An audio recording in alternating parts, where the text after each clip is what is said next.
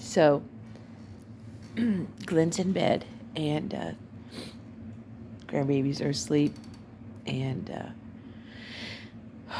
gives me a chance to talk to you and give you some insight of some things that are going on. So Glenn is suffering with pain on a daily basis. And it's sometimes in his head, where the tumor was. We don't know if it's growing back or if it's scar tissue or, just phantom pain. We don't know. And he is not going back in for any more surgery anyway, so we're not even going to deal with that. He also has the aneurysm that's in his heart now, so he's having daily chest pain, and that seems to be hurting him quite a bit. He is becoming more and more confused. If he's sitting in his chair and I leave to go to the restroom and get a glass of tea, just that length of time and sit down, he says to me, "Where have you been? You've been gone for so long." When in reality, I haven't. So I yell out for him several times. Sleep is a little difficult because he gets up and wanders, and so I put a bed alarm on his bed, which he absolutely hates, but it lets me know that he's up. And I've woken in the mornings a couple times and I've seen him outside, and I said, "What are you doing?" And he said, "I'm just looking at things." And so, that's a little scary, but I still want him to have the freedom to do whatever it is that he wants to do. So it looks like we have like one really good day, and then we have a couple bad days.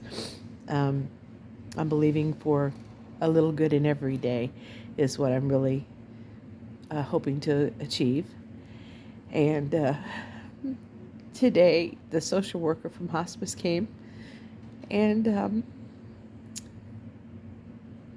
he volunteered that he looked at me and he said, it takes time to process, Connie. And I said, "Of course it does, honey, and it's all right." He said, "I believe that I'm going to make it. I had a dream last night," he said. I said, "You did? What was your dream?" He said that he dreamed that his birthday, which is January 25th, had come, and that he had made it. He felt like he saw the calendar, and he said that he felt like he made it. His goal, I know this is a small goal, but one of his big goals was that he wanted to make it to 62 so that he could get his Social Security, because he's been fighting his heart ailment for years, and he wasn't able to get disability, and he just wants to make it to 62 so that he can get his Social Security, which he already has. He doesn't really understand because they have approved him. It's just that he won't get his first check for disability until November. But he said that, and I'll have to check into this. I don't know. He must be checking into things is what it must be happening. But, he's very resourceful, and he gets online and he looks up things. It doesn't mean he always comprehends them and understands them, but he gets online and he seems to think, and I don't know if this is true, you might know, but because he'll be 62 and he'll be at the time when he can collect benefits, he thinks that I will be able to collect off of him for 6 months afterwards. And he is concerned that I will need time to adjust afterwards. And he feels that his goal to hold on will end at his birthday. And he doesn't believe that God hasn't healed him, or that isn't in the process of healing him, or anything like that. He just feels like his time will be fulfilled in January. That's honestly in my heart what I've been feeling too. So it gives us goals to work on. So 3 things he wants more than anything. He wants to build me a box to put memorabilia and a jewelry box for our granddaughter. And line them with cedar, he says. He wants to have a lemon shake-up stand where he can do lemon shake-ups one more time. And I'm working on that, trying to make that possible. And he wants to go fishing in Lake Michigan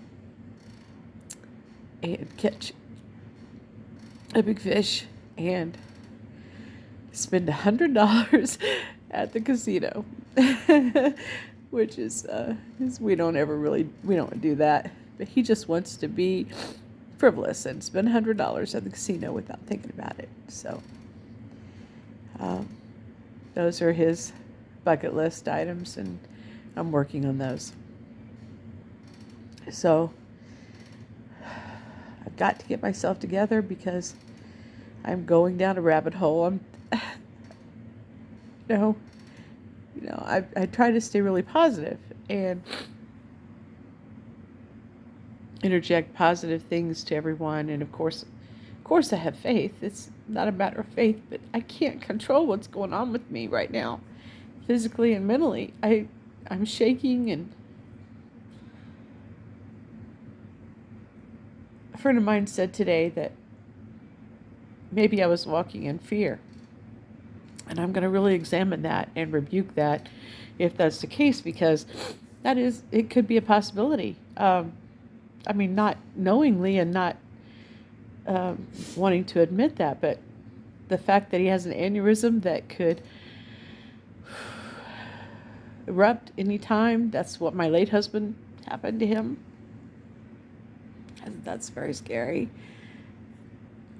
I want him to go, as any one of us would want anyone to go in peace,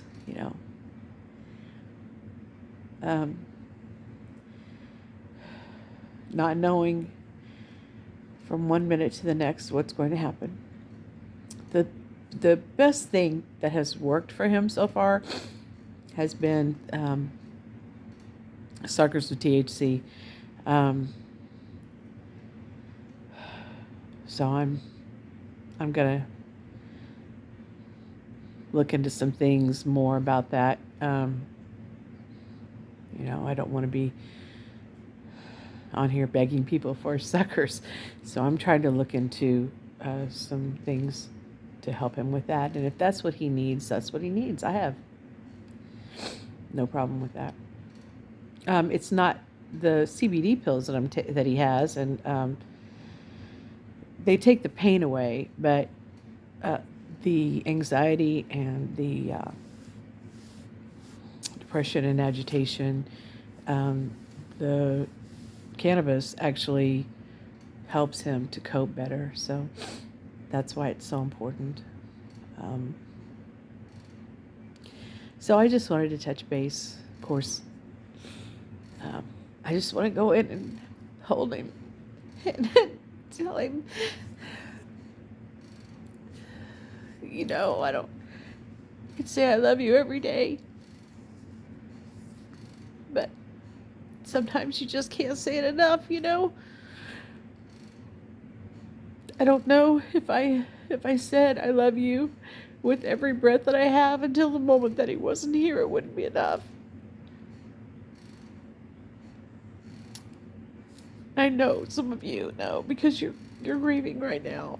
And when I think of you, my heart breaks too, because I know I've been through it. And I'm going through it, and I know where you are. I know, and I know it hurts. That I wish I could hold you and take that pain away. But I do know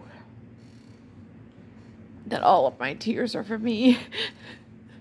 Because the truth is that when those that we love go on, they go on to such a better place.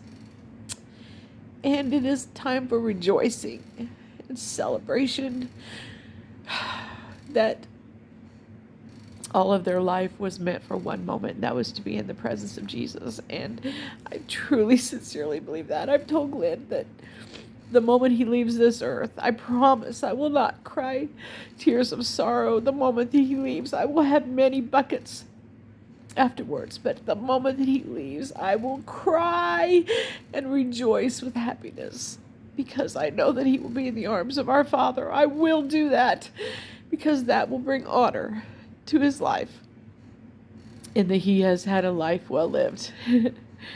And he has. All of you recognize that. I just think that's remarkable. I think that amazes him that this man quiet man, who just stands in the background and likes to talk about fishing and antique picking and farming, and respected and loved his job as being a janitor, is impacting so many lives with his little story of faith. Which reminds me that the enemy has been trying to shut that up. But we will not be silenced. And I'm encouraging Glenn to tell his testimony. That's why he's here, right? That's why God gave him that 3 minutes. So he needs to start walking in that. So I'm going to kind of light a fire under him tomorrow and remind him of that. So thank you for listening. Thank you for being a friend. I may not see every face, but I feel and sense your heart. And that's the beautiful thing. So Facebook may try to control and monitor that. That's okay. That's all right. Because God will find a way. He will find a way for me to be comforted and for me to allow comfort to you. Because that's just the way he does things. So God's got this. I love you. You're not alone. I do see you. Thank you for seeing me. God bless.